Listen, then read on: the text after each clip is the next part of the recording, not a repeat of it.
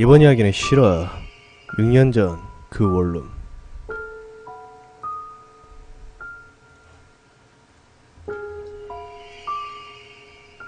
지금부터 하는 이야기는 제가 6년 전 혼자 살 적에 거주하던 자취방에서 일어났던 기이하고 그리고 소름 끼치는 경험담이며 아직도 이 사건의 발단 원인과 여러가지 대안으로 제가 추리를 진행 중인 이야기입니다.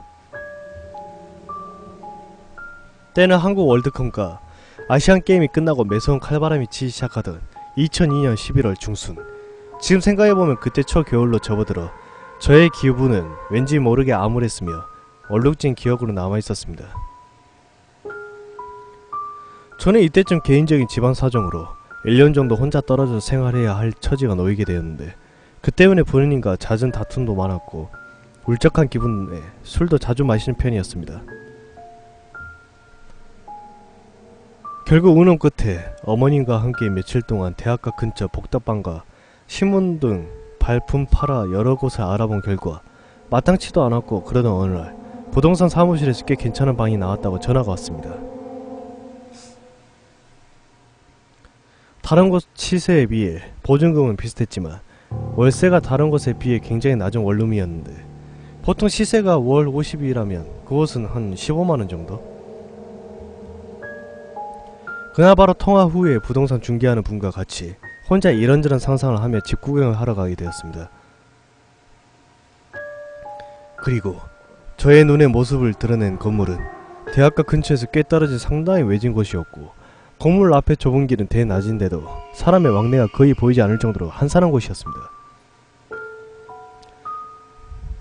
건물의 겉모습은 지은지 2년 정도에서 3년 정도 된 짙은 회색의 대리석으로 지은 4층 구조였는데 건물 주위를 잠시 둘러보던 중 저의 눈에 두 가지 흥미로운 사실이 발견되었습니다. 첫 번째는 건물 양옆 뒤가 모두 다른 타 건물에 의해 가려져 대낮인데도 그 건물 앞에 있노라면은 스산한 초저녁 같았으며 건조한 계절인데도 불구하고 건물이 풍기는 기운은 이상하리만큼 습하고 눅눅하다는 걸 느낄 수가 있었습니다. 두 번째는 건물의 구조에 관한 건데 보통 건물의 둘레 모양은 직사각형이 대부분인데 이 건물의 둘레는 5회에서 육각의 비대칭 통 모양으로 이루어져 있었고 여기서 더 흥미로웠던 점은 그 건물 둘레로 폭 1m 정도의 공간이 있었는데 건물을 한 바퀴 돌면 창문으로 1층에 거주하는 사람들 행태도 파악할 수도 있는 그런 이상한 구조였습니다. 제가 소개받은 방은 1층이었는데 방은 이미 비어져 있었고 방의 평수는 10평이나 역시나 1층이라서 그런지 베란다에 햇빛이 거의 안 들어왔습니다. 설마 했는데 역시 싼 게 비지떡이었죠. 지금부터 중개인과 저에 대한 내용입니다.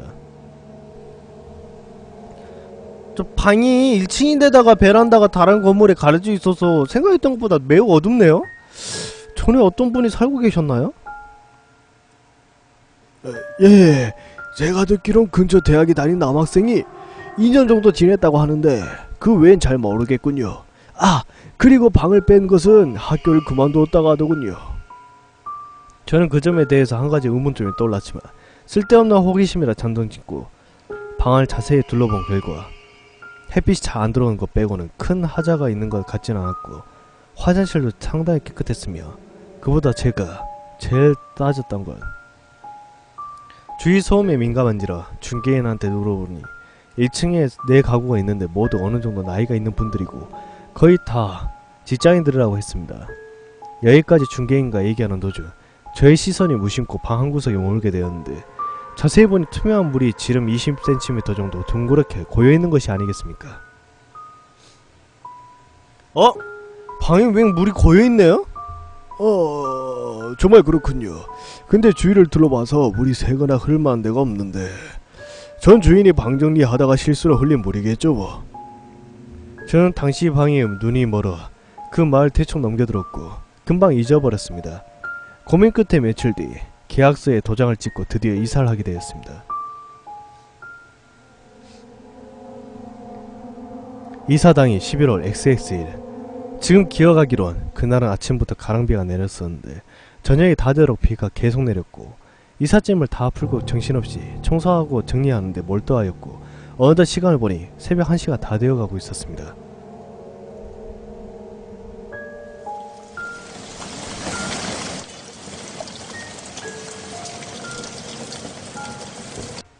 오늘은 대충 정리는 다 한 것 같으니까 내일 일어나서 마무리하자 라고 생각한 후 저는 긴장이 풀려서 그런지 갑자기 굉장한 피곤을 느껴 손만 씻고 그대로 침대 위로 꼬그라져 잠이 들었습니다. 하지만 저는 밤기가 굉장히 맑아서 꽤 깊게 잠이 들었고 주위에 소리가 나거나 사람이 근처에 오면 본능적으로 느끼고 눈을 뜨는 체질입니다. 그리고 잠이 든 지 얼마 지났을까요?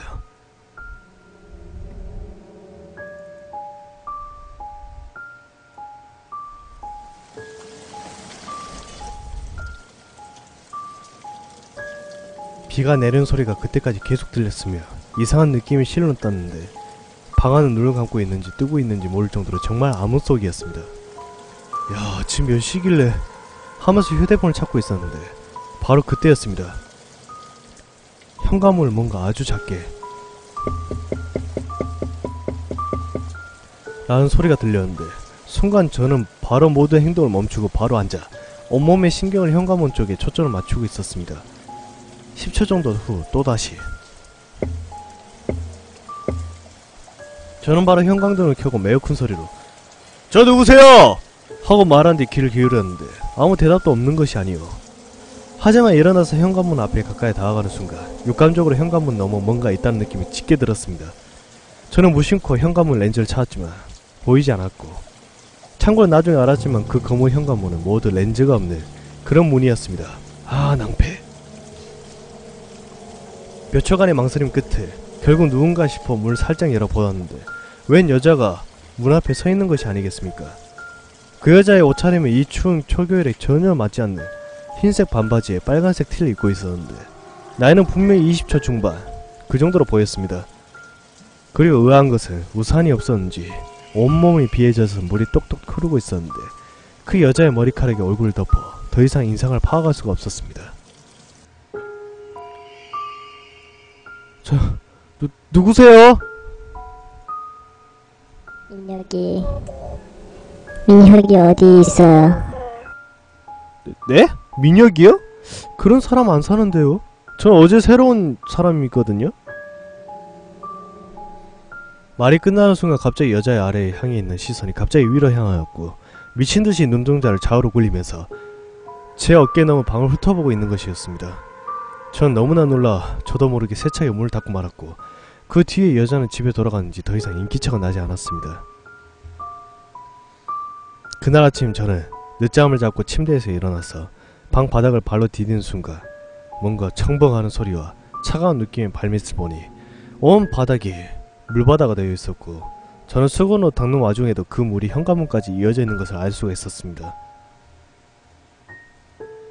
그래 몇 초 후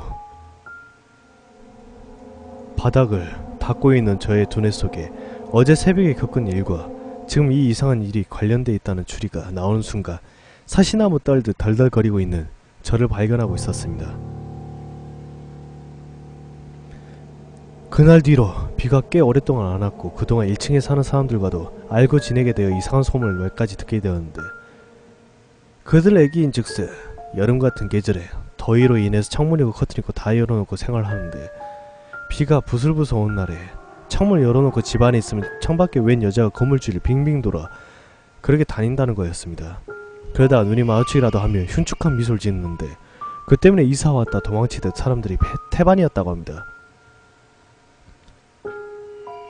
그중에 지금 살고 있는 남자 한 분은 매번 참다 못해 그 여자를 잡으러 쫓아나갔지만 호련히 사라지고 없었다는 것입니다. 저는 여기까지 얘기를 듣는 와중에도 소름을 쫙 끼쳤으며 그 뒤 얼마 후 여포 사는 남자가 소주를 한 봉다리 사와서 한잔 하자길래 같이 먹게 되었는데 술잔을 주고받고 이런저런 얘기하던 중 제가 이사 오던 날 겪은 이야기를 꺼내주었습니다.